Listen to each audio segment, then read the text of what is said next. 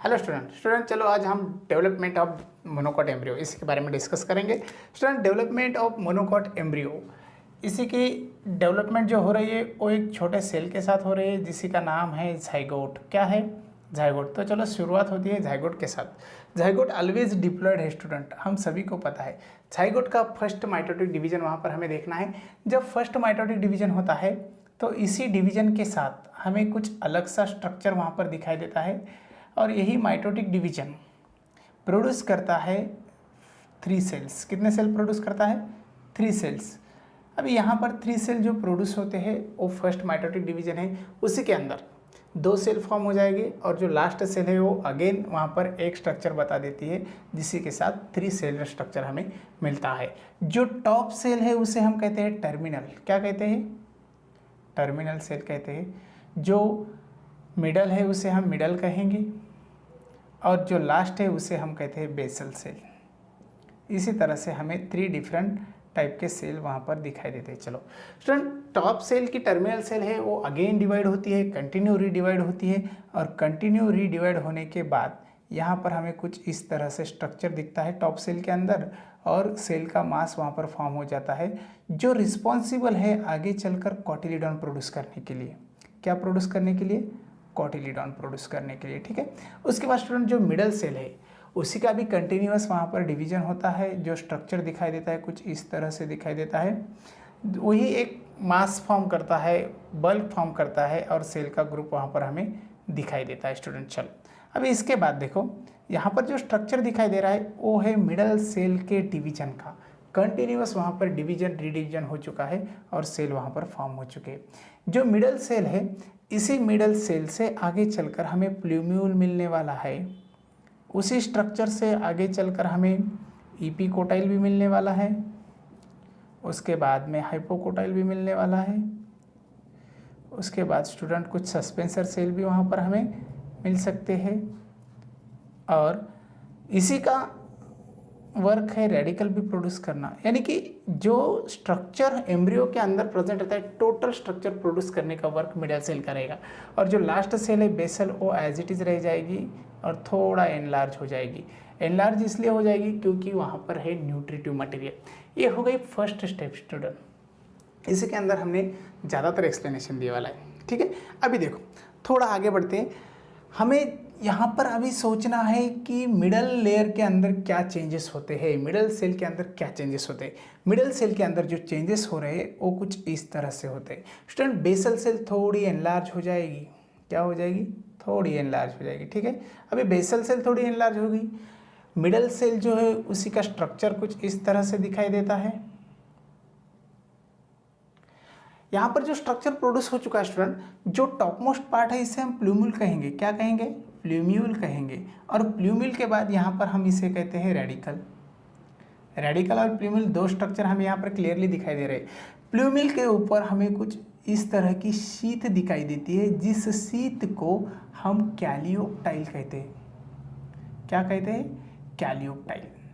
और यहाँ पर भी एक शीथ दिखाई देती है जो रेडिकल के ऊपर है। कहाँ है?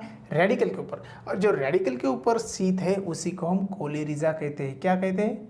कोलियोरिजा। ठीक है। इसी तरह से 2 स्ट्रक्चर हमें यहाँ पर मिले, एक कैलियोप्टाइल है दूसरा कोलेरिजा। और यहाँ पर दिखाई देता है कॉटिलिडनरी नोड। कौन सा नोड है? कॉटिलिडनरी।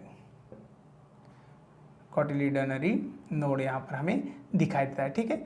चलो थोड़ा आगे बढ़ते हैं स्टूडेंट। अभी यहाँ पर देखो कॉटिलिडनरी नोड के ऊपर जो प्रेजेंट है वो है कॉटिलीडॉन, उसी को जॉइंट है कॉटिलीडॉन। इस तरह से कॉटिलीडॉन का स्ट्रक्चर थोड़ा थीन हमें निकालना पड़ेगा। इसी तरह से थीन स्ट्रक्चर वहाँ पर जॉइंट है कॉटिलीडॉन का। ठीक है। इसी स्ट्रक्चर का कलर ग्रीन रहने की वजह से इसे हम कॉटिलीडॉन कहते हैं और ग्रीन पार्ट भी कहते हैं। ठीक है। ये हो गया हमारा कॉटिलीडॉन। चलो स्टूडेंट थोड़ा आगे बढ़ते हैं। यहाँ पर कुछ स्पेस दिखाई देता है जिस स्पेस को हम हाइपोकोटाइल कहते हैं। क्या कहते हैं? हाइपोकोटाइल। और इसी स्पेस को हम क्या कहेंगे? इपिकोटाइल। बहुत आसान है स्टूडेंट, इपिकोटाइल। चलो थोड़ा आगे बढ़ते हैं। अब यहाँ पर देखो हमें कॉटिलीडॉन मिल चुका है। कॉटिलीडॉन के बाद यही स्ट्रक्चर हमें दिखाई देता है कुछ इस तरह। Basal cell as it is रहेगी, यहाँ पर सस्पेंसर सेल प्रेजेंट रहेंगे। कौन से सेल? सस्पेंसर। और जो बेसल है वो तो हमें थोड़ी ब्रॉड दिखाई देती है, ठीक है। इसी तरह का स्ट्रक्चर हमें मिल चुका है। इसे हम एम्ब्रियो कहते हैं। क्या कहते हैं? एम्ब्रियो, ठीक है। उसके बाद थोड़ा आगे चलते हैं। आगे चलने के बाद हम एम्ब्रियो का डिटेल स्ट्रक्चर निकालते हैं और एक्चुअली सीड के अंदर एम्ब्रियो किस तरह से होता है उसके बारे में डिस्कस करते हैं। स्टूडेंट, इसी तरह से स्ट्रक्चर मिलता है एम्ब्रियो का। इसी स्ट्रक्चर को यहाँ पर रहेगा स्कूटेलम जॉइंट,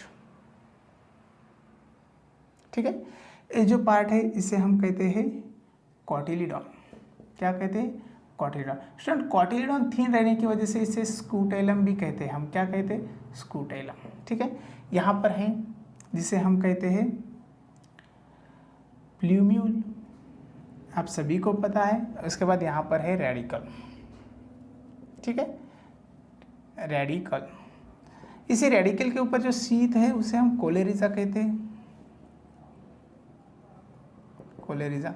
और इसी के ऊपर एक शीथ है उसे हम कहते हैं कोलियोप्टाइल, ठीक है। इसी तरह से दो स्ट्रक्चर, और ये जो तीन स्ट्रक्चर है इसे हम कॉटिलीडॉन कहते हैं। चलो, अभी ये तो स्ट्रक्चर हो गया मोनोकॉट एम्ब्रियो का। स्टूडेंट, मोनोकॉट एम्ब्रियो का स्ट्रक्चर इस तरह से है, लेकिन इसी के अरेंजमेंट हम देखेंगे एक सीड के अंदर, और जो सीड है उसी सीड का नाम हम यहाँ पर लिखते हैं। सीड के ऊपर जो अरेंजमेंट है, एग्जाम्पल में हम लेते हैं मेज। क्या लेते हैं? मेज सीड के अंदर इसी के हम अरेंजमेंट देखेंगे। स्टूडेंट, मेज सीड जनरली इस तरह से स्ट्रक्चर दिखाई देता है। मेज सीड का स्ट्रक्चर जो है कुछ इस तरह से। इसी सीड के अंदर हमें दो डिफरेंट कंपार्टमेंट दिखते हैं इस तरह से। जो लार्ज कंपार्टमेंट है उसे हम एंडोस्पर्म कहते हैं। क्या कहते हैं स्टूडेंट? एंडोस्पर्म।